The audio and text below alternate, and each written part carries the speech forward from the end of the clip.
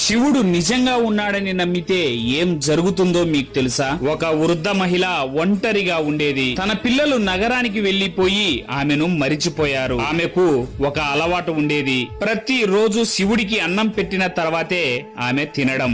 ఒకరోజు ఆమెకు జీవితం మీద విరక్తి కలిగి కోపంగా ఇలా అంది, నువ్వు తినవు, కానీ నేను ఎందుకు పెడుతున్నాను నీకు అని. అలా ఆ రోజు అన్నం పెట్టకుండా తినబోతుంది. అప్పుడే ఎవరో తలుపు తట్టారు. తలుపు తీస్తే బయట ఆకలితో వణుకుతున్న బాలుడు, అమ్మా, ఈ రోజు చాలా ఆకలిగా ఉంది, తినడానికి ఏమైనా ఉంటే పెట్టండి అని అడిగాడు. ఆమె క్షణం ఆలోచించి తన ప్లేటులో ఉన్న అన్నం అతనికి ఇచ్చేసింది.